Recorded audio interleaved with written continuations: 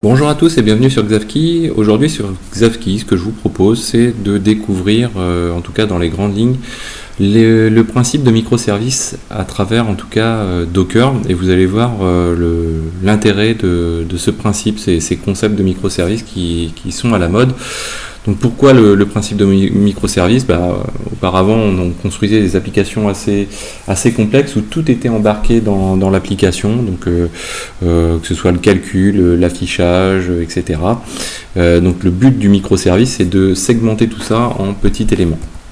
Alors l'intérêt du microservice, c'est de fractionner pour mieux maîtriser l'environnement, donc mieux maîtriser le réseau, donc ça apporte des notions, on va dire en termes de sécurité, mieux maîtriser les versions des différents services, je sais pas, PHP, Nginx, Apache, etc. Donc ça apporte vraiment une maîtrise supplémentaire au niveau de l'environnement, et donc ça a un coût, on va dire minimum en termes de maintenance. Fractionner aussi, ça permet d'adapter, de s'adapter au mieux à la ressource. Donc on va avoir certains services qu'on va pouvoir dupliquer, scalabiliser entre guillemets. En tout cas, on va pouvoir s'adapter au mieux aussi en termes d'installation de paquets adaptés à ces services. Du coup, le fait de segmenter finement les éléments, ça va aussi permettre d'augmenter la vitesse de déploiement, puisque les services vont être plus petits, on va pouvoir développer plus facilement dessus, et puis aussi en face on va avoir en termes d'architecture d'hébergement, de production, on va avoir quelque chose qui va pouvoir accueillir plus facilement ces services avec moins de contraintes. Et puis les services aussi, c'est un moyen aussi de limiter les SPOF, les Single Point of Failure, donc parce qu'on va pouvoir répliquer ces services, utiliser des choses un petit peu plus poussées. Alors ce que je vous propose pour voir un exemple de microservice, alors là c'est très minimaliste, c'est vraiment pour l'exemple, je me suis amusé à créer quelque chose de simple où on va avoir une page HTML sur laquelle on veut afficher une ligne. Et dans cette ligne, on a deux variables qui sont calculées. Donc moi, le calcul, par exemple, j'ai utilisé bash pour calculer un élément qui est de l'auto-incrémentation de variables, tout simplement.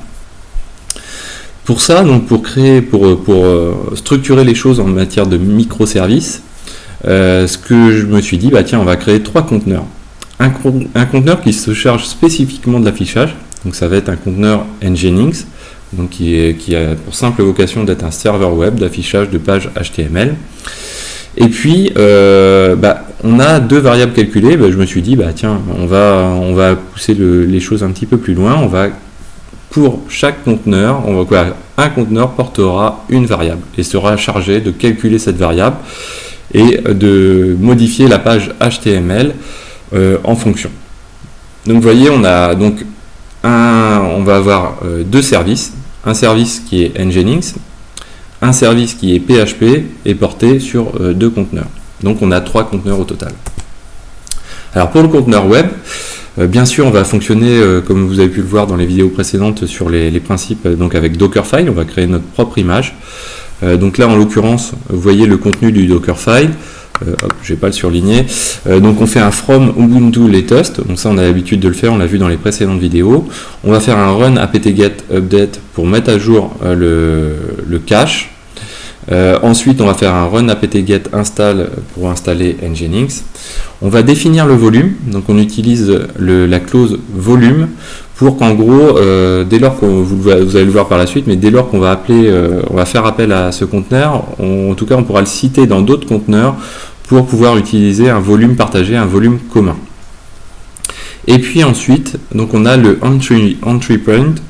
Donc lui, son objectif, c'est de dire, en gros, de passer le premier processus qui est lancé au sein du conteneur. Et nous, ce qu'on veut, c'est qu'en gros, le Nginx, ce soit le conteneur qui soit capable de le gérer tout seul, sans que ce soit un démon Nginx qui le gère. Donc là, on a désactivé le démon Nginx. Les workers, sur quelle base ils sont faits? Eux, on a dit, on va faire du PHP. Donc en gros, il y a deux scripts que je fais tourner sur les workers. un script qui va être le calcul de l'élément variable, donc là c'est le rollon.sh, et puis un script qui lui va s'attacher, donc je voulais intégrer du PHP pour, on va dire, pour la forme, donc un script qui est en PHP qui lui va charger de mettre à jour la page index.html. Et puis donc on va lancer un petit run, donc on va copier donc on copie nos deux scripts, donc le rollon.sh et le affichage.sh. Donc en fait ils sont situés sur notre host local. On va les copier à la création de nos images. Et puis à chaque création d'image, on dira que le process à lancer c'est rollon.sh, donc la variable qui va s'auto-calculer. Alors le script rollon.sh, vous voyez, c'est rien de très compliqué. C'est qu'en gros, sur le volume qu'on a partagé, on va avoir donc un index.html, mais ça c'est dédié au serveur web. Les conteneurs workers, eux, vont simplement modifier une variable qui est calculée, qui va être déposée dans un fichier worker1 ou 2.txt. Donc on incrémente cette variable. Le script affichage.php, lui, donc va récupérer les contenus des fichiers txt, donc des deux workers, donc pour récupérer les variables. Donc là, je vous passe les détails. Et puis à la fin, surtout, il va aller modifier le contenu du index.html. Donc là, on va passer à la pratique. Donc pour gagner un tout petit peu de temps, ce que j'ai fait, j'ai déjà créé l'image serveur web. Donc tout simplement à partir d'un docker build -t serveur web donc dans le répertoire en question. Donc si on regarde l'architecture que j'ai l'arborescence que j'ai actuellement, ce qui est important c'est cette partie-ci. Donc j'ai mon application avec un serveur web, un répertoire serveur web dans lequel j'ai Dockerfile.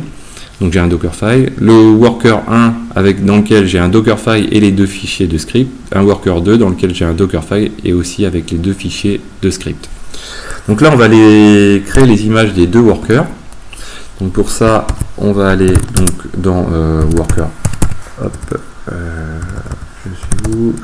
Voilà, c'est des MyApp. Voilà, on va aller donc dans worker 1.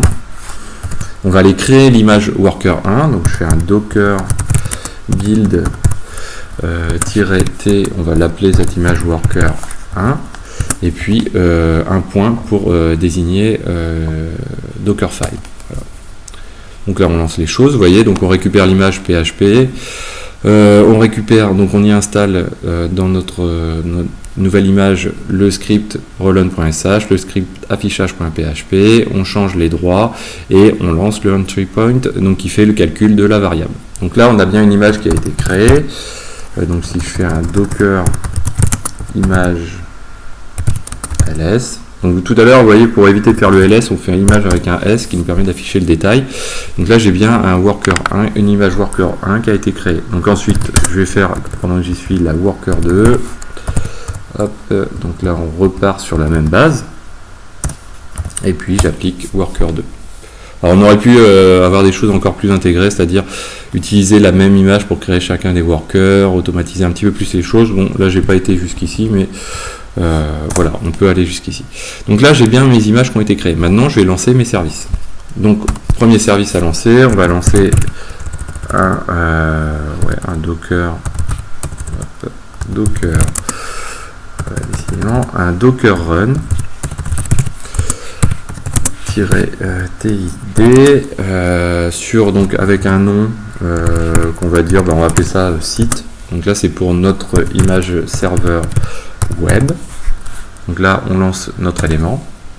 Donc là j'ai pas besoin de préciser que j'ai un volume qui va être créé puisque c'est déjà le cas dans l'image. Si je fais un docker ps, donc j'ai bien un serveur web qui est créé, qui est lancé.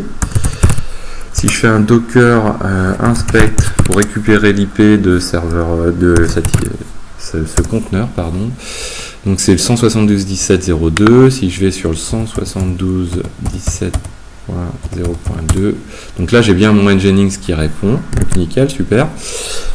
Et maintenant je vais aller lancer mes workers. Donc je vais faire un docker -t TID, toujours, name, on va dire worker 1. On va utiliser, donc, alors, là, la petite subtilité, c'est qu'on veut utiliser, comme je vous disais, le volume qui a été créé par l'image et qui est disponible dans le conteneur du serveur web. Donc pour ça, on va dire from volumes. Et là, le volume, on peut dire se référer à un volume d'un autre conteneur. Donc là, en l'occurrence, volume site. Voilà. Et là, quelle image on va utiliser? Pour worker 1, on a dit qu'on utilisait l'image 1. Hop, là, je vais avoir une coquille quelque part. Voilà. J'oublie le docker, le run. Toujours en train de... Ah, ouais, volume. À chaque fois, je dois... Voilà, ça va être volumes-from site. Voilà. Donc là, c'est parti. Donc là, on a un conteneur qui doit tourner. PS. Donc j'y suis, je vais lancer le deuxième. Donc là, je vais avoir un worker 2 qui se base aussi sur le volume en question. Et voilà, je lance le conteneur. Donc là, si je fais un PS, j'ai bien mes deux workers qui tournent, j'ai mon serveur web qui fonctionne. Et là, si je rafraîchis, donc là, vous voyez, j'ai bien ce que je voulais afficher. Donc worker 1 vaut 201, worker 2 vaut 2. Et j'ai l'auto-incrémentation qui doit fonctionner. Donc vous voyez, alors si vous regardez, donc là, on a worker 2 qui vaut 4, on a worker 1 qui vaut 301, worker 2 vaut 5, worker 1 vaut maintenant 401. Donc en fait, ici, ce chiffre-là est calculé par worker 1, ce chiffre-ci est calculé par worker 2. L'affichage est réalisé par le conteneur site. Donc voilà ce que je voulais montrer. En fait, donc là, on a bien des microservices. On a un microservice qui calcule cette variable-là, un microservice qui calcule cette variable-ci, et un microservice qui s'occupe de l'affichage de l'ensemble des éléments. Voilà, donc c'est assez rapide. J'espère que cette vidéo vous a plu. N'hésitez pas à vous abonner, vous êtes maintenant assez nombreux à vous abonner, à faire des petits pouces bleus, à partager, à pousser ces vidéos à droite à gauche comme vous le pouvez. Et je vous dis à très bientôt sur Xavki.